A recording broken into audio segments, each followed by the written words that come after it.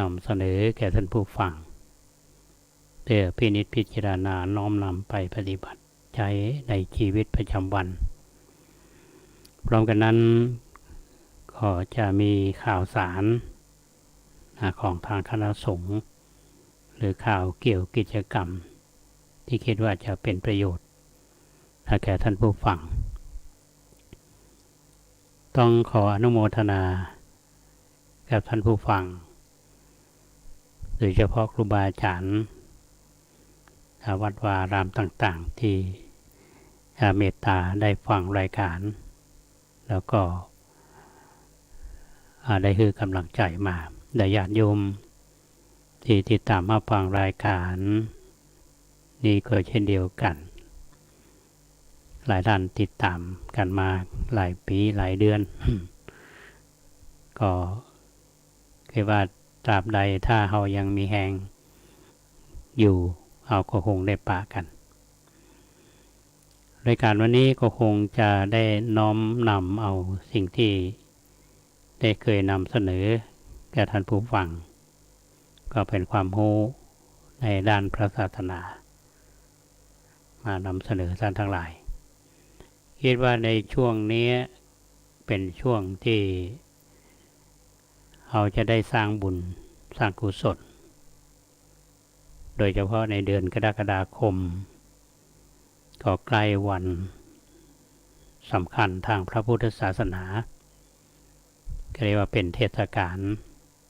วันอาสาฬหบูชาและวันเข้าพรรษาบรรยากาศทั่วไปในเดือนนี้เนาะก็มีหน่วยงานหรือคณะบุคคลที่เราแสวงบุญแสวงกุศลได้ทำก็เรียกว่าสร้างบุญสร้างกุศลก็มีการรอเทียนพรรษามีการถวายเทียนพรรษาอย่างที่วัดประแดงเราก็มีหลายคณะที่มาถวายเทียนพรรษามาทำบุญมีคณะนายพ่องช่วงท้ายรายการก็จะนำมาเล่าสู่ท่านทั้งหลายได้ฟังกันวันนี้ก็คงจะได้นำเรื่องของพุทธชัยมังคลคาถาหรือที่เรารู้จักกันในนามคาถาพาหุงหรือมหากาที่เราได้อ่านหนังสือหลวงพ่อจรัญณวัดอัมพวันหรือว่าได้ฟังท่านเล่าก็เป็นเรื่องราวที่ฟังหลายเวอร์ชันหลายอาตมาก็นำมาเล่าหลายครั้งก็คิดว่าเรื่องนี้เป็นเรื่องที่เราควรจะใส่ใจและก็ทำความเข้าใจมันจะมีประเด็นว่าเป็นชะใดครูบาอาจารย์เปิ่นถึงได้รจนาคาถาทั้งหมดเนี่ยและก็ได้รวบรวมเรื่องราวแต่ละเรื่องไว้เป็นหมวดเป็นหมู่เป็นคาถาแล้วเขาก็นำมาสวดที่พระเปิ่นสวดเดี๋ยวหูในนามว่าถวายพรพระคือปกตินั้นเวลามีกิจกรรมทำบุญนี่ที่เป็นสวดมนต์ก็มักจะสวดถวายพรพระก็คือเอาเรื่องราวของพุทธชัยม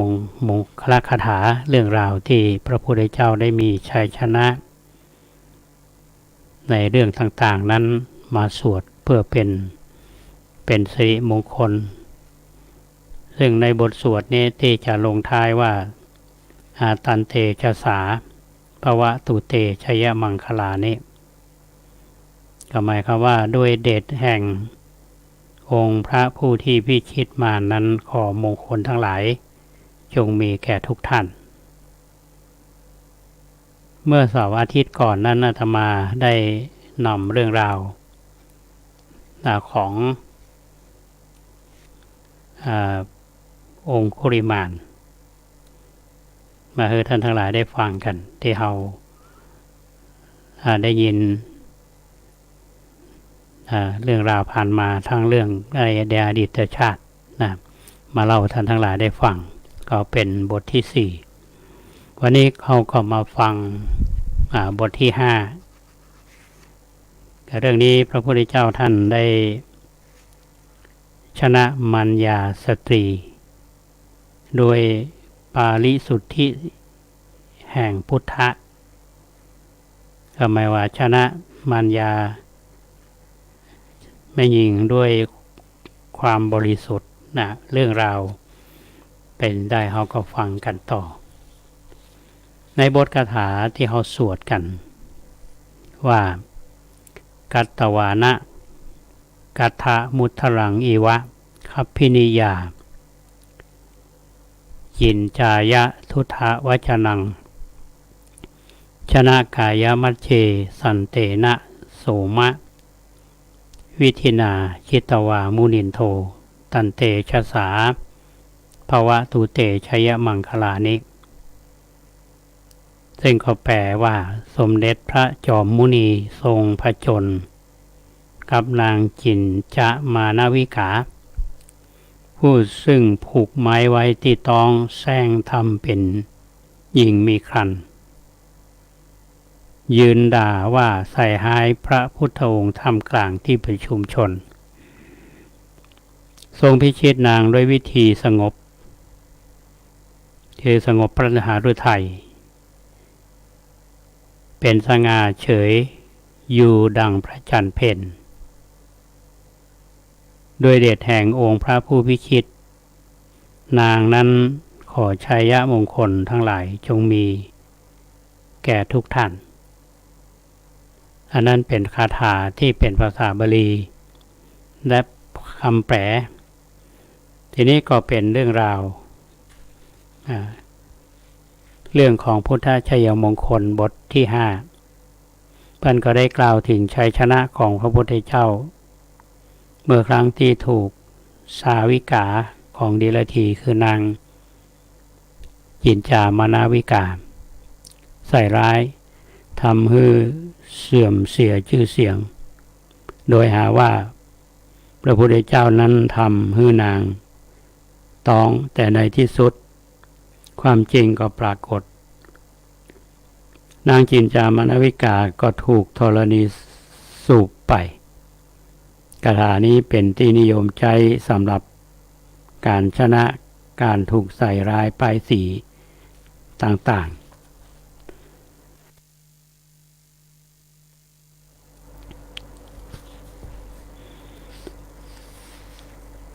ก็เริ่มเรื่องด้วยพระพุทธเจ้าเขานี้ทรงเริ่มประกาศพระพุทธศาสนาในสมัยนั้นท่านผู้ฟังมีมหาชนผู้ที่มีความเลื่อมใสออกบวชแล้วก็มีดวงตาหันธรรมเป็นจำนวนนักภาษาวกก็เพิ่มขึ้นเนาะพระพุทธศาสนาก็ขยายกว้างขวางพระเกียรติคุณของพระพุทธองค์ก็กระจรกระจายไปยิ่งพระพุทธศาสนาได้กระจรกระจายกว้างขวางไปเท่าใดจึงเป็นนักบวชนอกศาสนาคือพวกดิลถีนี่ก็เสื่อมจากลาภสักการะมหาชนก็เปลี่ยนมานับถือและมาศรัทธาพระพุทธองค์แทนในการประกาศพระพุทธศาสนาในสมัยนั้นพระพุทธองค์ประทับอยู่ที่พระเชตวันก็เป็นพรรษาที่7ทีนี้เรียนถี่เพิ่นก็หาวิธีจะได้เนี่ยที่หาวิธีมากำจัดพระพุทธองค์ก็ใช้นางจินจามนาวิกาเนี่ยซึ่งเป็นสาวิกาเป็นลูกศิษย์ด้วยง่ายนะนางนี้มีเป็นแม่หญิงที่งามเป็นคนงามคนหนึ่งแล้วก็เป็นแม่หญิงที่มีเล่ห์เหลี่ยมมารยาพวกเดรัจฉีนี่ก็ออกอุบายคือนางจินจามนาวิกาเนี่ยไปใส่ร้ายพระพุทธองค์นางก็รับด้วยความเต็มใจนางจินจามานวิกา ก็ดำเนินการตามแผนที่เดลทีได้วางเอาไว้ตอนแมลงนางก็แต่งตัวงามนุ่งห่มผ้าเหมือนสีแมลงค่อมทองถือของหอมและดอกไม้ทำเหมือนกับเดินทางมุ่งหน้าไปที่พระเชตวันมหาวิหารนี่ก็เดินสวนทางกับสาธุชนที่เพิ่นไปฟังธรรมมาเนาะออกจากวัดมาแล้วก็ไปแอบไปพักอยู่ที่สำนักของเดลถีพอหลายวันมา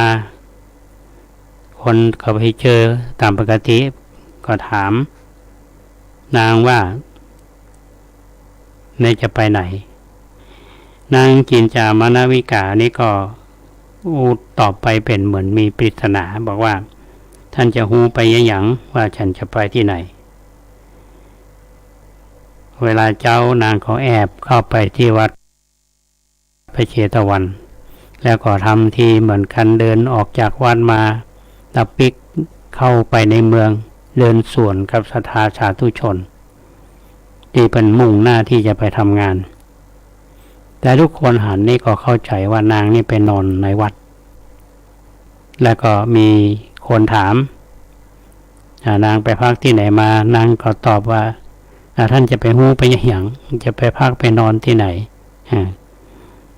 นางจินจามานวิกานี่ใช้เวลา 1-2 เดือนนางข้าพายถามก็เปลี่ยนคำตอบใหม่ก็บอกว่าไปพักอยู่คันธคูดีเดียวกันกับสมณะโคดมพอกัมอูนี้ออกไปเนี่ยท่านผู้ฟังทั้งหลายคนได้ยินแล้วก็เริ่มสงสัยแล้วเนาะมันแตกบนที่มีความเชื่อมั่นในพระพุทธองค์ก็บอกว่ามันบัดแตะเป็นไปว่าได้หรอกเวลาผ่านไป 3-4 เดือนนางก็เอาผ้ามาปั่นตองให้มันนุ่นขึ้นแต่ก็มีคนเข้าใจว่านางเริ่มมีตองละ3-4 เดือนยิ่งเหมือนไปผ่านไป 8-9 เดือนตองก็ใหญ่ออกเนาะเอาท่อนไม้ไว้ทางในก็เรียกว่า9 เดือนนี้ก็แก่แล้วนะ8-9 เดือนนี้ก็จะเกิดถ้าจะว่าไปโยมมาวันหนึ่งพระพุทธเจ้าก็แสดงธรรมก็มีญาติโยมฟังกันเต็มเนาะนางจินจามนาวิกาไปยืนอยู่ตรงหน้าแล้วก็กล่าวต่อที่ประชุมว่าพระสมณะโปรงอย่ามัวแต่แสดงธรรมอยู่เลยเดี๋ยวนี้หม่อมฉันตั้งท้องเนี่ยครอบใกล้จะคลอดละก็พระองค์ช่วยหาสถานที่คลอดของนางคือแก่หม่อมของเขาเนี่ยคือแก่หม่อมฉันหากพระองค์บัดทำก็บอกคือพระเจ้าโกศลหรืออนาถาปิณฑิกะเศรษฐีหรือนางวิสาขาช่วยก็ได้คำบูนี่มันระเบิดเนาะท่ามกลางคนที่กำลังฟังธรรมอยู่แต่พระพุทธเจ้านี่ท่านก็หยุดแสดงธรรมแล้วก็สงบนิ่งผู้ที่มีศรัทธาก็เริ่มหวั่นไหวผู้ที่บ่มีศรัทธาบ่มีศรัทธาก็เริ่มหวั่นไหวพุทธองค์ก็จึงได้ตรัสตอบในที่ประชุมนั้นว่าน้องหญิงคำที่เจ้ากล่าวมานั้นจะจริงหรือไม่จริงเนี่ยเอาและเจ้าเท่านั้นที่รู้กู้ง่ายว่าฮู้กัน2 คนว่าแต่กับบ่แต่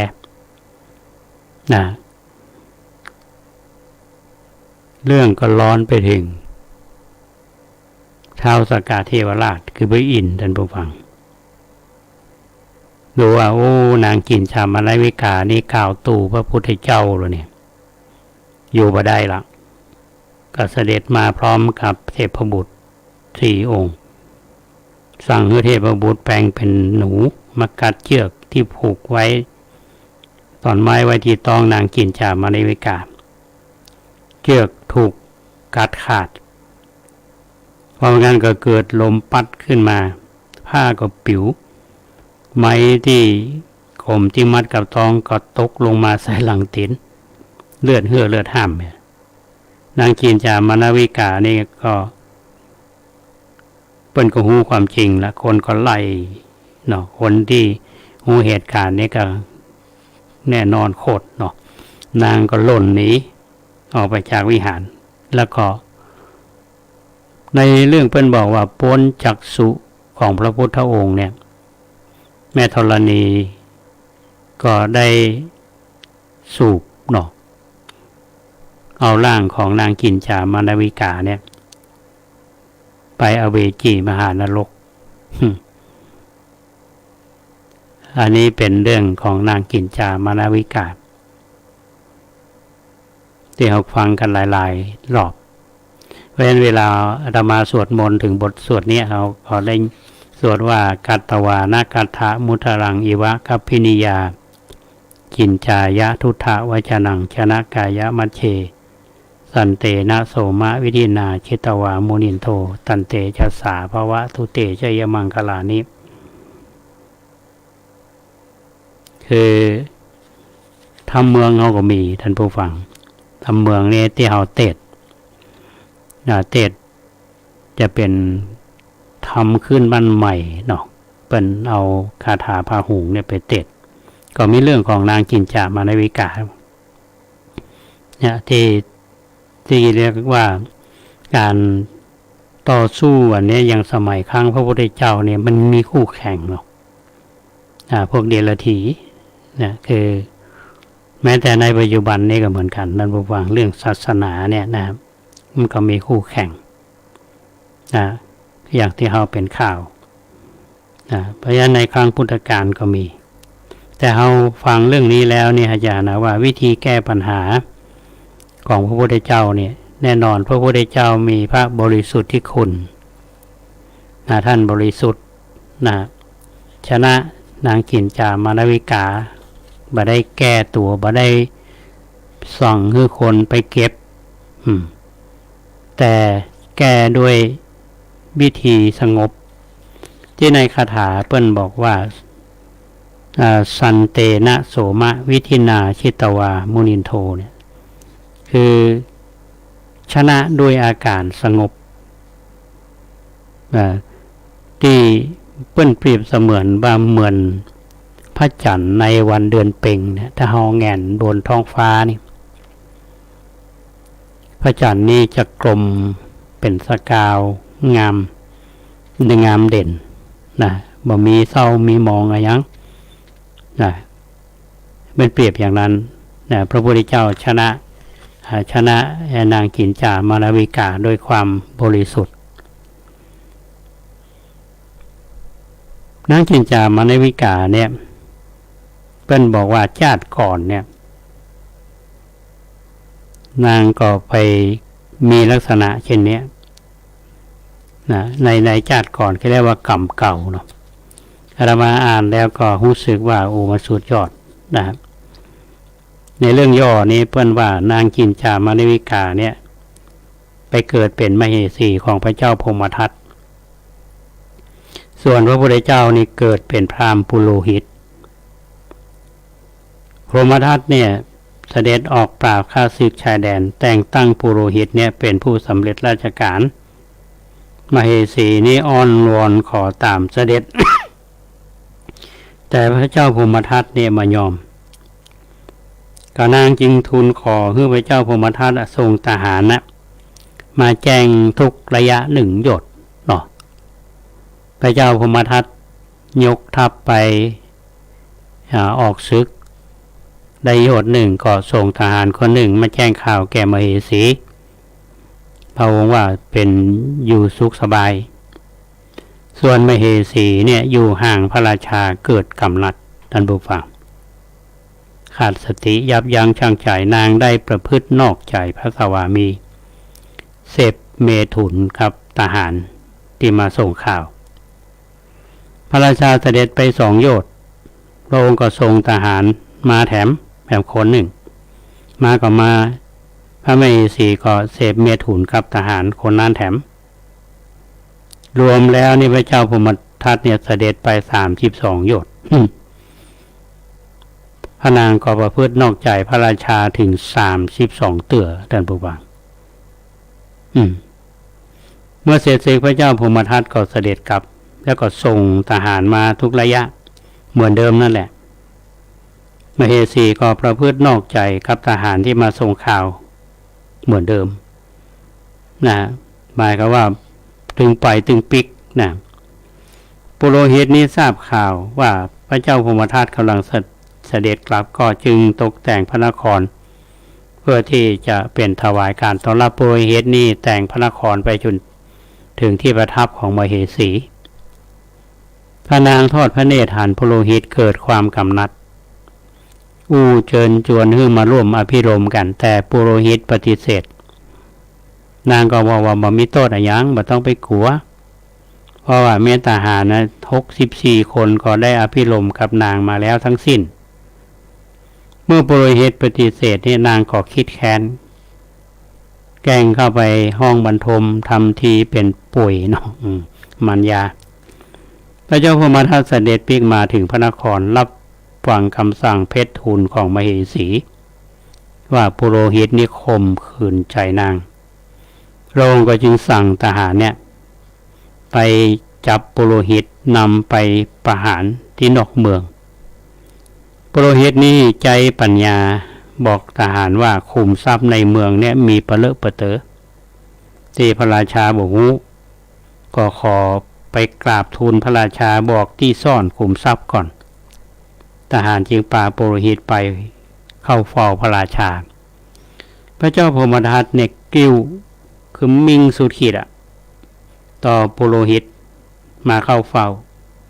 แต่ปุโรหิตก็กราบทูลว่าที่มาเข้าเฝ้าเนี่ยต้องการกราบทูลความจริงคือพระองค์ทรงทราบว่าข้าพระองค์เนี่ยเกิดในสกุลโสติยพราหมณ์การฆ่าสัตว์แม้เพียงมดดำมดแดงเนี่ยข้าพระองค์บ่เคยทำสิ่งของที่เจ้าของเขาบ่ได้ฮื้อแม้แต่เส้นหญ้าเนี่ยข้าพระองค์ก็บ่เคยถือเอาสตรีผู้อื่นข้าพระองค์ก็บ่เคยแม้แต่ลืมตาดูด้วยอำนาจกิเลสคำเทศคำหนึ่งข้าพระองค์ก็บ่เคยกล่าวน้ำเมาเพียงหยดข้าพระองค์ก็บ่เคยดื่มข้าพระองค์จึงบ่มีจิตคิดทำผิดต่อมเหสีของพระองค์แต่พระนางนั้นเป็นพาลจับมือข้าพระองค์ด้วยอำนาจแห่งตัณหาเมื่อข้าพระองค์ห้ามกลับตวาดข้าพระองค์เปิดเผยความชั่วที่ตนกระทำไว้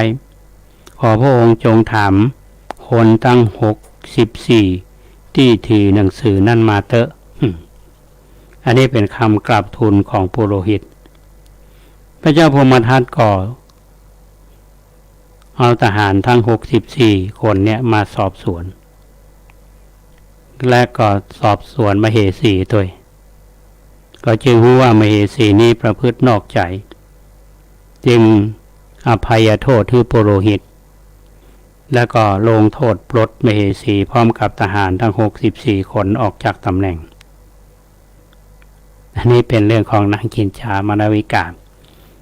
กรรมเก่าก็รุนแรงพอสมควรนะท่านผู้ฟังเนาะอันนี้เป็นเรื่องที่เล่าให้ท่านทั้งหลายได้ฟังกันว่าถ้าเราได้ยินทุกเจ้าพูดสวดคาถาบทนี้เขาก็นึกถึงนางกินชามานวิกาที่สร้างวีรกรรมที่เดรัจฉีใช้นางเป็นเครื่องมือที่จะมาใส่ร้ายพระพุทธองค์ว่าไปมีเพศสัมพันธ์เนาะถ้าจะว่าไปจนมีต้องแต่ความจริงปรากฏนางก็ถูกแผ่นดินสูบแล้วก็คำเก่าก็ได้ประพฤติบดีบ่มีความซื่อสัตย์ต่อพระเจ้าพรหมทัตและอย่างแบกเมเราจะว่าไปปุโรหิตความเขาปรากฏก็ได้รับกรรมอันนี้ก็ฟังแล้วพินิจพิจารณาดูเนาะว่าเรื่องราวที่เรา เล่ากันสืบมาแล้วก็มีเหตุมีผลประการใดโดยเฉพาะอย่างยิ่งปุโรหิตเนี่ยได้ยืนหยัดอยู่ที่ความถูกต้องมีความซื่อสัตย์สุจริตอยู่ในศีลในธรรมจนสุดท้ายธรรมะย่อมคุ้มครองผู้ประพฤติธรรมดังที่เราทั้งหลายได้ทราบกันอันนี้ก็เป็นเรื่องราวของพุทธชัยมงคลคาถาเนาะก็คือคาถาพาหุงในบทที่5เรื่องของนางกินจามานวิกาที่ใส่ร้ายพระพุทธองค์ก็นำมาเล่าให้ท่านทั้งหลายได้ฟังก็พอสรุปในเนื้อหาให้ท่านทั้งหลายได้จำไว้เนาะแล้วเขาก็นำไปถ่ายทอดคือเป็นความรู้กับคนอื่นต่อไปส่วนบทต่อไปนั่นเป็นบทที่6ท่านผู้ฟังสัจจานิครนเนาะเรื่องราวจะเป็นอย่างไรก็คงจะได้ติดตามกันต่อไปอย่างมีในโอกาสหน้าในช่วงกลางของรายการเนี่ยท่านผู้ฟังอาตมาก็คงจะได้น้อมนำเอาเรื่องราวที่ควรแก่การรับฟังมาให้ท่านทั้งหลายได้ฟังกันโดยเฉพาะอย่างยิ่งในเดือนกรกฎาคมวันนี้เป็นวันที่9ละเดือนกรกฎาคมพรุ่งนี้วันที่10 11 12 13วันที่13เนี่ยเป็นวันอาสาฬหบูชาวันที่14นี่เป็นวันเข้าพรรษาเพราะฉะนั้นเพื่อที่เราท่านทั้งหลายจะได้มาทบทวนความรู้กันว่าวันที่13เดือนกรกฎาคมเนี่ยตรงกับวันขึ้น15 ค่ำเดือน8เป็นวันที่พระพุทธเจ้าทรงประกาศพระศาสนาเป็นเทื่อแรกเกิดมีพระสาวกรูปแรกขึ้นคือเป็นวันแรกที่มีพระพุทธพระธรรมพระสงฆ์ครบเป็นองค์พระรัตนตรัยและวันอาสาฬหบูชาเนี่ยซึ่งจะตรงกับวันเดือนเพ็ญเนาะเดือน8ทางเมืองเขาก็ว่าเดือน10ซึ่งเป็นวันที่เป็นวันคล้ายที่วันที่พระพุทธเจ้าเนี่ยได้ทรงแสดงปฐมเทศนาก็คือพระธรรมจักรปวัตตนสูตรที่พระองค์ท่านได้แสดงแก่ปัญจวัคคีย์ที่ผาอิสิปตมฤคทายวันแขวงเมืองพาราณสีในปีแรกที่พระองค์ตรัสรู้และก่อผลของการแสดงพระธรรมเทศนากันนี้ก็ทำให้ท่านโกณฑัญญะในจำนวนปัญจวัคคีย์ทั้ง5เนี่ยได้ธรรมจักษุนี่ก็หมายถึงว่าได้เป็นพระโสดาบันได้เป็นพระโสดาบันก็วันนี้เราก็นิยมกันทำกิจกรรมอย่างเมื่อเช้านี่เราก็นิยมกันทำบุญตักบาตรนะครับทำบุญตักบาตรฟังเทศน์เนาะพระท่านก็คงเทศน์เรื่องวันอาสาฬหบูชาเนี่ยเรื่องประวัติและความเป็นมาคือเราท่านทั้งหลายได้ฟังคือความสำคัญของวันอาสาฬหบูชาเนี่ยอย่างที่ได้กล่าวแล้วว่าเป็นวันแรกที่พระพุทธเจ้าทรงประกาศพระศาสนาก็ย้อนไปหน่อยหนึ่งท่านผู้ฟังว่าเมื่อพระมีอยู่61รูปเนาะก็เริ่มประกาศพระศาสนาพระองค์ก็ได้เสด็จมาที่เพื่อพบปะกับพระเจ้าพิมพิสารหลังจากตรัสรู้แล้วก็มุ่งมาเพื่อที่จะเผยแพร่ตอนแรกนี่ ก่อนที่จะมีหลายๆรูปเนี่ยก็นึกถึงคนเนาะคนที่เคยเสร็จได้บรรลุธรรมแล้วนี่ใครจะฟังหูเรื่องของครูบาอาจารย์ที่เคยสอนอุตกาดาบทก็ดีอาราลดาบทก็ดีก็ท่านก็ได้ละสังขารไปละนึกถึงปัญจวัคคีย์มีโกณทัญญะวัปปะพัทธิยะมหานามะอัตชิปัญจแปลว่าห้านะวัคคีย์มันเป็นพวกเป็นหมู่เหล่ามีห้าโกณทัญญะเนี่ยเป็นลูกเป็นในพราหมณ์ที่8คนที่ขนานพระนามว่าสิทธัตถะโกณทัญญะนี่เป็นพราหมณ์ที่หนุ่มที่สุดนะครับเป็นพราหมณ์ที่หนุ่มและก็วัปปะพัทธิยะมหานามะเนี่ยเป็นลูกของพราหมณ์ในจำนวน8นั่นแหละอันนั้นถ้าอย่าล้มหายตายจากไปละเนาะก็ได้ยินว่าพระพุทธเจ้านี่จะต้องออกบวชก็เกิดศรัทธาตั้งแต่นั้นแต่ยันปัญจวัคคีย์ทั้ง5เนี่ยอาจจะว่าไปโกณทัญญะนี่เป็นผู้ที่มีความรู้มีประสบการณ์และก็มีความมุ่งมั่นพระพุทธเจ้าถึงจะได้แสดงธรรมจักรปวัตนสูตรคือปัญจวัคคีย์โกณทัญญะเนี่ยท่านก็ได้ดวงตาหันธรรมคือเป็นพระโสดาบันเท่าสวดพระธรรมจักรปวัตนสูตรเนี่ยท่านผู้ฟังมันจะมีท้ายๆนั่นที่ว่าพระพุทธเจ้านี่ท่านทรงอุทานที่ว่าอุทานังอุทาเนสินะอุทานังอุทาเนสิติขัดตุงเนี่ย3 ครั้งเปล่งบาจาว่าอัญญาสิวัตโพโกทัญโยอัญญาสิวัตโพโกทัญโยซึ่งแปลว่าโกณทัญญะได้รู้แล้วหนออัญญาสินี่แปลว่าได้รู้ได้รู้แล้วหนอคือพระองค์ทรงมีปิติว่าเราบรรลุธรรมแล้วเนี่ยมีคนฟังหูเรื่อง1 คนคนฟังเทศน์ครั้งแรกนี่5 คนได้เป็นพระโสดาบัน1 คนนะครับต่อมาทั้ง4ท่านนั้นได้ฟังอนัตตลักขณสูตรก็ได้เป็นพระอรหันต์นะเพราะฉะนั้นคำสำคัญที่เราควรจำในวันอาสาฬหบูชาเนี่ยเป็นวันแรกที่พระพุทธเจ้าทรงประกาศพระศาสนาซึ่งมีคนฟัง5 คนคนบรรลุธรรม1 คนคือโกณทัญญะนะแล้วก็เป็นวันแรกที่พระพุทธเจ้าได้ทรงแสดงธรรมที่ว่านะแล้วเป็นวันที่พระอริยสงฆ์เกิดขึ้นเป็นรูปแรกก็คือท่านโกณทัญญะต่อมาเนี่ยห้องว่าอัญญาโกณทัญญะซึ่งพระองค์ท่านนะได้ประทานบวชด้วยเอหิภิกขุอุปสัมปทานะท่านโกณทัญญะ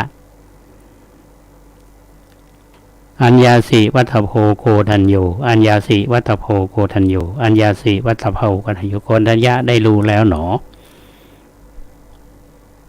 ปีที่มาของท่านอัญญาโกณทัญญะแล้วหันว่าพระรัตนตรัยเนี่ยได้ครบ3คือหมายก็ว่าพุทธรัตนะธรรมรัตนะสังฆรัตนะได้ครบในวันนี้ก็หมายว่าวันที่13เดือนกรกฎาคม2565เนี่ยเป็นวันเดือนเพ็ญเนาะเราทำบุญตักบาตรวันนี้เป็นวันสำคัญน้อมลำลึกนึกถึงพระพุทธเจ้าท่านได้ทรงแสดงปฐมเทศนาคือแสดงพระธรรมจักรปวัตนสูตรจริงๆแล้ววันอาสาฬหบูชาที่เกิดขึ้นในประเทศไทยเนี่ยเขาได้ย้อนกันไปท่านผู้ฟังว่าเมื่อปีพุทธศักราช2501พระธรรมโกษาจารย์ชอบอนุจารีเนี่ยซึ่งครั้งนั้นท่านดำรงตำแหน่งสังฆมนตรีช่วยว่าโครงการศึกษาได้เสนอคณะสังฆมนตรีให้เพิ่มวันศาสนพิธีทำพุทธคุณขึ้นแถมวันหนึ่งคือวันธรรมจักรหรือว่าวันอาสาฬหบูชา โดยเป็นวันคล้ายวันที่พระพุทธเจ้าทรงแสดงธรรมจักรปวัตนสูตรคณะสังฆมนตรีนี่ลงมติรับหลักการให้เพิ่มวันอาสาฬหบูชาเนี่ยได้เป็นหลักปฏิบัติสืบต่อกันมาโดยออกมาเป็นประกาศของคณะสงฆ์เรื่องกำหนดวันสำคัญทางศาสนาเมื่อวันที่14 กรกฎาคม 2501ก็เป็นวันเดียวกันนั้นที่มีประกาศสำนักสังฆนายกกำหนดระเบียบปฏิบัติวันพิธีอาสาฬหบูชาขึ้นที่วัดทุกวัดที่ถือปฏิบัติกันมาอันนี้มีที่มาท่านผู้ฟังว่าคือพระธรรมโกษาจารย์ที่ท่านได้นำเสนอนะ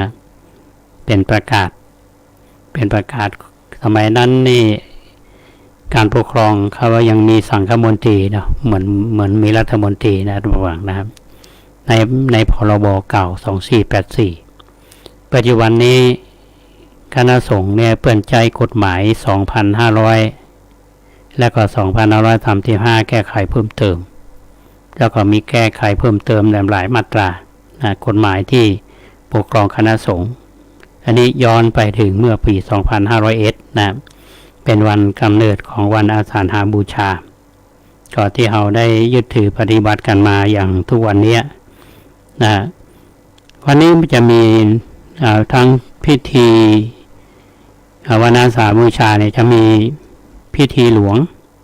ก็เรียกว่าพระราชพิธีราชของพิธีของเราประชาชนทั่วไปเนี่ยที่เราปฏิบัติกันมาแล้วพิธีสงฆ์เนี่ยก็คือพิธีที่พระสงฆ์ประกอบศาสนกิจเป็นวันสำคัญเพราะฉะนั้นประกอบพิธี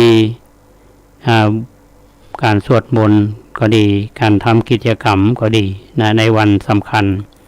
ของวันอาสาฬหบูชาเนี่ยก็เป็นลักษณะเดียวกันกับวันวิสาขบูชาวันมาฆบูชาที่ปฏิบัติกันถือว่าวันสำคัญเหล่านั้นก็มีที่มาเหมือนกันประเด็นสำคัญเนี่ยท่านผู้ฟังที่เราจะต้องทำความเข้าใจกันว่าเรื่องของธรรมจักรปวัตนสูตรที่พระพุทธองค์ทรงแสดงแก่ปัญจวัคคีย์เนี่ยเนื้อหาโดยสรุปเนี่ยอย่างเท่าสวดในเนื้อหาของพระธรรมจักรเนี่ยมันจะมีอยู่เรื่องของที่สุด2อย่างคือกามสุขันธิกานุโยคคือการหมกมุ่นอยู่ในกามกับกามสุขันธิกานุโยคกับอัตตกิลมัฏฐานุโยคท่านผู้ฟังหมกมุ่นในกามและการทรมานตนนะพระพุทธองค์บอกว่าทั้ง2อย่างเนี่ยคือที่สุดการทรมานตนก็ดีหมกมุ่นในกามก็ดีเนี่ยเอาประสบการณ์ตรงที่พระองค์เคยใช้มาแล้วใช้มาตอนไหน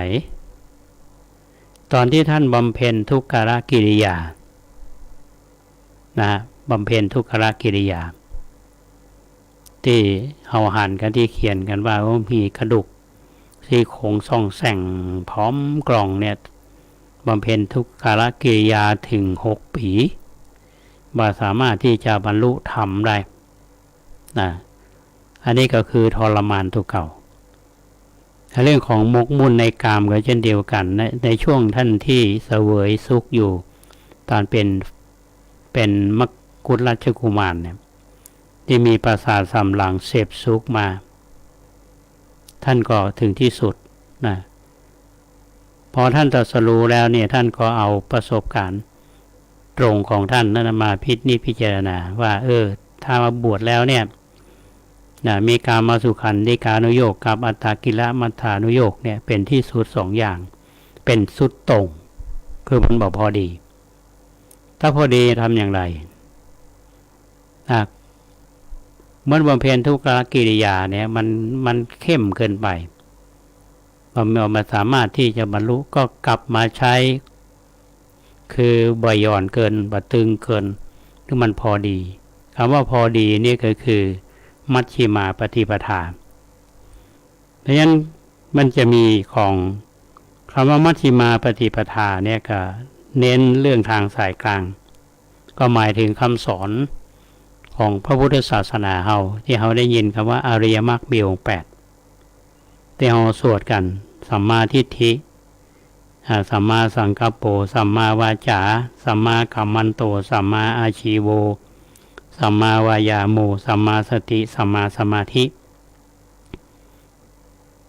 ก็คือทั้ง8อย่างเนี่ยอันนี้คือทางสายกลางเรื่องของคำอย่างนี้คืออริยมรรคมีองค์8พอท่านเดินสายกลางเนี่ยท่านก็จึงปฏิบัติแล้วก็บรรลุอริยสัจสี่ที่เราได้ยินกันว่าเรื่องของทุกข์สมุทัยนิโรธมรรคก็จึงได้บรรลุเป็นพระอรหันต์เรียกว่าอรหันตสัมมาสัมพุทธเจ้าที่เราทราบกันเพราะฉะนั้นอริยสัจสี่ก็สำคัญเพราะฉะนั้นท่านผู้พี่น้องสาธุชนท่านผู้ฟังทุกท่านเอาสรุปกันง่ายๆวันอาสาฬหบูชาเนี่ยเป็นวันที่เราน้อมรำลึกถึงพระพุทธเจ้าที่ทรงแสดงพระธรรมจักรพวัตนสูตรที่พระองค์ท่านได้แสดงหลักแนวการปฏิบัติเรื่องชูประเด็นเรื่องของสุดโต่งทั้งสองอย่างคือหมกมุ่นในกามและทรมานตัวเองและให้ยึดแทงทางสายกลางคืออริยมรรคมีองค์8แล้วปฏิบัติไปตามของอริยสัจสี่ทุกข์สมุทัยนิโรธมรรคมาทบทวนความจำกันเรื่องของวันอาสาฬหบูชาวันอาสาฬหบูชาเนี่ยเราจะหันได้ว่าถ้าเรามองใน แง่ของความหมายเนี่ยท่านผู้ฟัง คำว่าอาสาฬหบูชาคือย่อมาจากคำว่าอาสาฬหปุณณมีบูชาแปลว่าการบูชาวันเพ็ญเดือนอาสาฬหะอันเป็นเดือนที่4ตามปฏิทินของอินเดียซึ่งตรงกับวันเพ็ญเดือน8ตามปฏิทินจันทรคติของไทยซึ่งก็จะตรงกับเดือนกรกฎาคมพ่องเดือนสิงหาพ่องอยู่ในปีใดมีเดือน8 2 หนก็ต้องเลื่อนไปในวันเดือน8หลังแต่ถ้าเมืองเฮานี่จะบอกวัน10 2 หนหรือวันอาทิตย์กมาศที่ว่าเนี่ยนะอันนี้เป็นเรื่องที่เราจะต้องความเอาใจใส่พอสมควรจะถามว่ามีเฉพาะประเทศไทยการทำพิธีฉลองอาสาฬหะเนี่ยที่จริงที่มันจะมีเฉพาะประเทศไทยนะครับมีศรีลังกาแต่ปีนี้เราก็ไม่แน่ใจว่าศรีลังกาเพิ่งจะฉลองหรือเปล่าเพราะศรีลังกาตอนนี้เศรษฐกิจลมสลายเดือดร้อนเนาะหรือว่าซีรอนเนี่ยหลายๆท่านก็เคยไปละอาตมาเคยไปศรีลังกาถ้าเราอู้ถึงศรีลังกาเนี่ยท่านผู้ฟังที่เราสวดกันชมพูทีเปลังกาทีเปเนี่ยนะทวีปลังกาเนี่ยอาตมาเคยไปตอนที่ยังทำงานเป็นรองอธิการบดีวิเขตเชียงใหม่อยู่ไปกับผู้บริหารในส่วนกลางไปแต่จำได้เมื่อปี 2534 ไปศรีลังกาเนี่ยได้ติดตามหลวงพ่อพระครูวิมลวรเวทหรือหลวงพ่อบุญมีชัยวุฒโธอดีตเจ้าวาดวัดท่าสะตอยซึ่งเป็นเตือแรกที่อาตมาได้ไปประเทศศรีลังกา ก็ได้ไปหันตื่นเต้นอยู่ช่วงนั้นแต่ไปตอนนั้นนี่ก็เพิ่งเข้ามาทำงานในมหาจุฬาวัดสวนดอกก็ปี 2533 มาทำงาน 2534 นี่ไปศรีลังกาพอไปตอนที่ไปกับคณะผู้บริหารส่วนกลางนั้นเขาก็มีโอกาสเข้าไปที่วัดสำคัญที่เพราะว่าตามประวัติศาสตร์นั้นพุทธศาสนาไทยกับลังกานี่เชื่อมโยงกันเชื่อมโยงกันอย่างล้านนาเฮาก็เช่นเดียวกันได้รับอิทธิพลของพุทธศาสนามาจากลังกาที่เขาว่าลังกาวงศ์ในบางช่วงลังกานั้นศาสนาก็จะสุดซ้อยเหมือนกันพระไทยก็ต้องไปเผยแผ่ศาสนาก็เรียกว่าสยามวงศ์วันก่อนเนี่ยอาตมาดูท่านเจ้าคุณวัดกัญจนาภิเษกเปิ้นก็รวบรวมเวชภัณฑ์ส่งไปให้พี่น้องศรีลังกาเป็นที่ดูเหมือนกันน้ำมันก็บ่มีข้าวยากหมากแพงก็เรียกว่าประเทศล่มสลายเศรษฐกิจล่มสลายแต่ทั้งที่เป็นพุทธศาสนานะครับอันนี้ก็เป็นเรื่องที่อาตมาเนึกได้เมื่อถึงลังกาก็เอาเรื่องนี้มาแทรกก็เกี่ยวกันอยู่ถ้ามันเกี่ยวกับวรรณสารหะไหมก็เกี่ยวอยู่ในฐานะที่เป็นนับถือพุทธศาสนากันก็เล่าเรื่องราวท่านทั้งหลายได้ฟังก่อนพอสมควรละโดยเฉพาะหลักธรรมที่ได้อู้ไปย่อๆที่ว่ามันประชิดเนี่ยไม่ควรเสพอยู่สองอย่างที่ว่านั้นเป็นหลักสำคัญจำง่ายๆก็คือการมาสู่ขันลิกานุโยคกับอัตถกิลมัฏฐานุโยคคือหมกมุ่นในกามและก็ทรมานตัวเองหลักสายกลางก็คืออริยมรรคมีองค์8แล้วก็ตามไปด้วยอริยสัจสี่ทีนี้กิจกรรมของเราชาวพุทธเนี่ยก็ดังที่อาตมาได้กล่าวถึงว่าอย่างใดพี่น้องเราที่นับถือพระพุทธศาสนาเราก็ทำบุญตักบาตรทำบุญตักบาตรแล้วก็ฟังเทศตอนแมลงนี่ก็อาจจะมีเวียนเทียนมีการสวดเจริญพุทธมนต์ทำวัดสวดมนต์แล้วก็เวียนเทียนเป็นกิจกรรมที่ทำถึงแม้ว่าช่วงนี้ก็อาจจะเบาบางในเรื่องของโควิดแต่ว่ามาตรการในการดูแลตัวเองเนี่ยนะครับเราก็ต้องใช้หน้ากากอยู่อาตมานี่ใส่2 ชั้นเลยท่านผู้2 ชั้นฟังข่าวแล้วนี่ก็มีคนติดเยอะอาตมาได้สอบถามผู้บริหารสถานศึกษาในระดับสูงก็มีระดับโรงเรียนก็มีเรื่องนี้จะทำจะใดท่านบอกว่ามันก็ต้องแก้ไขอันนี้ก็ฝากเรื่องนี้ไปถึงพี่น้องท่านผู้ฟังก็ต้องระวังเดี๋ยวนี้เราจะไปหวังเปิ่งรัฐบาลเงินนี่ก็คงยากแต่ที่ดีที่สุดนั่นก็คือดูแลตัวเองอย่างโดยเฉพาะผู้สูงอายุเนี่ยมาได้รับข่าวมีพระเถระของเรารูปหนึ่งในเบียงเชียงใหม่เนี่ยอายุ80 ป่ายแล้วเป็นที่ปรึกษาเจ้าคณะตำบลหนึ่งติดโควิดตอนนี้แต่บางก็บอกว่าขอแจ้งให้ญาติโยมทราบว่าก็เมื่อฮื้อไผ่นิมนต์หรือว่าเมื่อฮื้อไผ่นิมนต์หรือว่าช่วงเข้าพรรษานี่ของงดรับทำสามีจิกรรมท่านมันเพราะว่าอายุ80 ป่ายละเพราะฉะนั้นพระเถระเราก็ต้องระวังแม้แต่อาตมาก็ต้องระวังทุกคนก็ต้องระวังอันนี้เราจะไปตดรัฐบาลกันมาได้ละตอนนี้ต้องเปิ่งตัวเก่าต้องมาท่องพุทธประสิทธิ์ว่าอัตตาหิอัตโนนาโถตนแลเป็นที่พึ่งของตนถ้าเราประมาทมาดูแลตัวเก่าก็จะลำบากก็ฝาก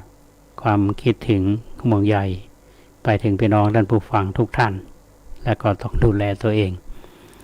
ใน ในช่วงท้ายของรายการนี้ท่านผู้ฟังก็ต้องขออนุโมทนากับคณะหลายคณะที่มาทำบุญถวายเทียนพรรษาเมื่อวันที่6เดือนกรกฎาคมที่ผ่านมาเนี่ยท่านรองศาสตราจารย์ดร.ธงชัยพงษ์สมุทรท่านคณบดี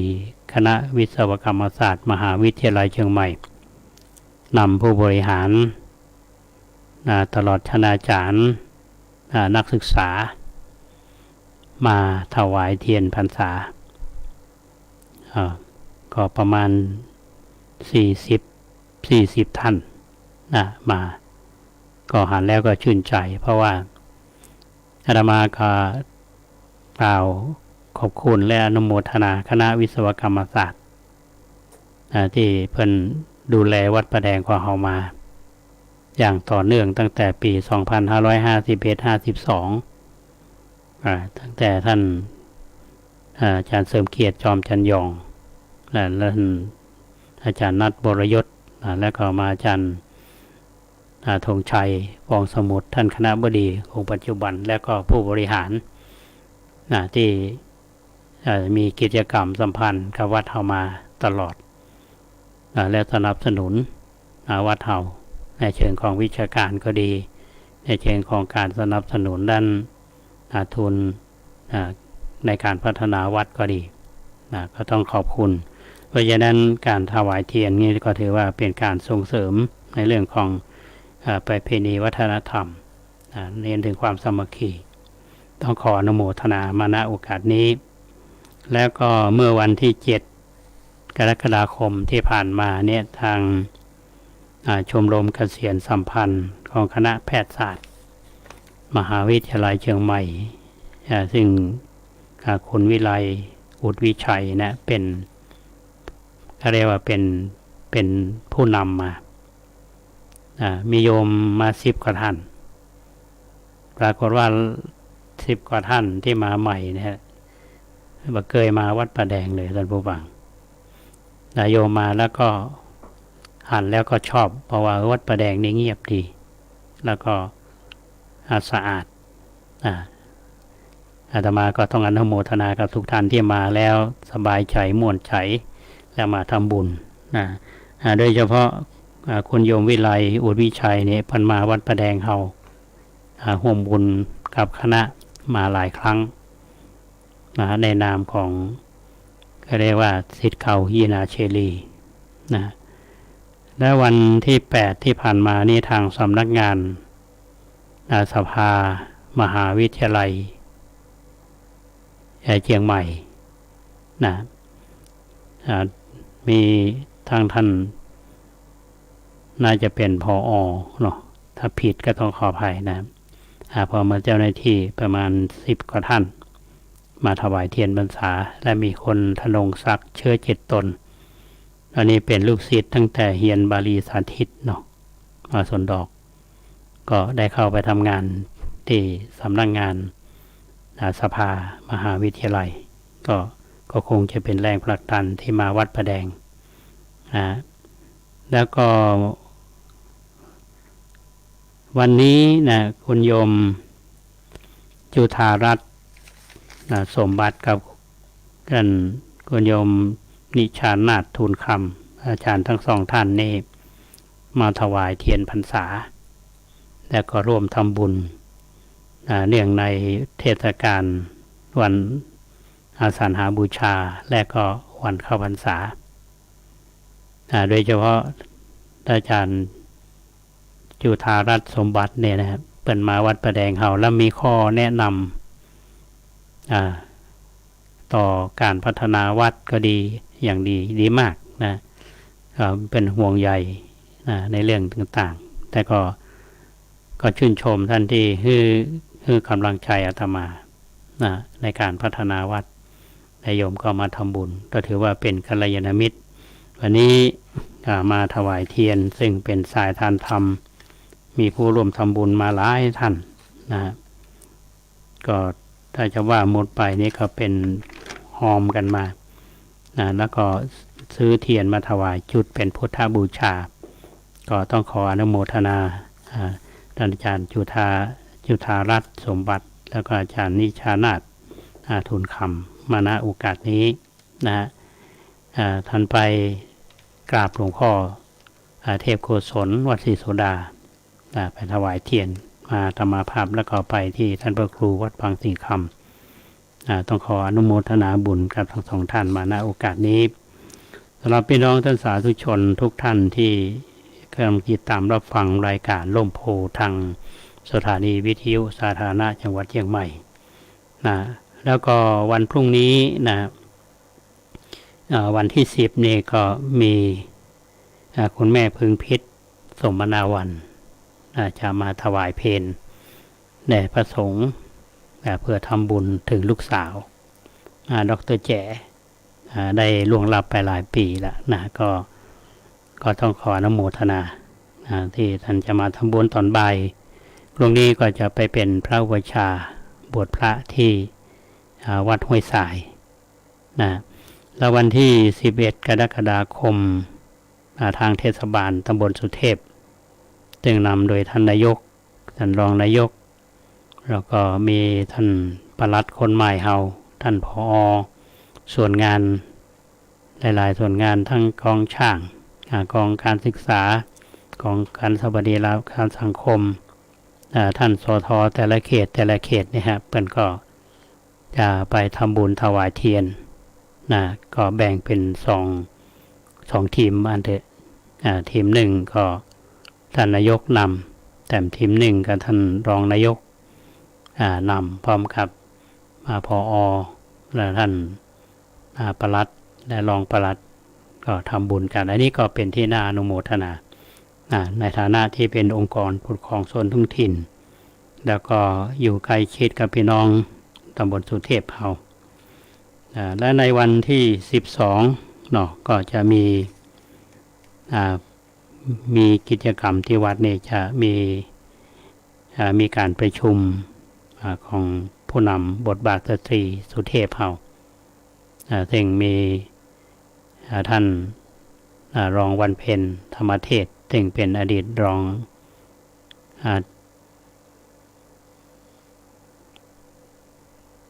นายกตอนนี้เพิ่นก็หันว่ามาวัดประแดงนี่จะมีโอกาสได้ทำบุญถวายเทียนพรรษาตัวร่วมทำบุญสมาชิกตัวก็อาตมาก็ยินดีต้อนรับในช่วงเจ้าของวันที่12เนาะ12เนี่ยก็ทางโรงเรียนบ้านเชียงดอยก็จะมาทำบุญถวายเทียนต้องขออนุโมทนามาณโอกาสนี้ที่นำมาแจ้งให้พี่น้องได้รับทราบว่าเราต้องสร้างบุญสร้างกุศลทำคุณงามความดีเวลานั้นเรามีพร้อมเท่ากัน24 ชั่วโมงและเราบริหารเวลาคงต่างกันใช้เวลาให้มีค่าที่สุดเวลาที่เหลืออยู่น้อยเต็มทีก็สร้างคุณงามความดีอย่างที่ท่านได้ทำกันวันนี้ก็ต้องขออนุโมทนากับท่านพระครูสมุวิศวัตรบรกิจโจท่านผู้อำนวยการสถานีวิทยุ 104.50 เมกะเฮิรตซ์ที่เป็นกัลยาณมิตรก็คงเลี้ยงสัญญาณอนุโมทนาบุญกับคุณเกษตรเพชรสำริดปกข้าวหน้านิวได้ดูแลด้านเทคนิคโดยดีเสมอมาแล้วอนุโมทนาบุญกับพี่น้องท่านสาธุชนทุกท่านที่ติดตามรับฟังรายการโดยดีเสมอมาท่านใดมีคำแนะนำหรืออะไรอย่างใดอย่าติดต่อธรรมาภาพก็ใช้หมายเลข0818815690 วันนี้คิดว่าพอสมควรแก่เวลาละพรุ่งนี้เอามาปะกันใหม่ขอความสุขสวัสดีจงบังเกิดมีแก่ท่านผู้ฟังทุกท่านขอเจริญพร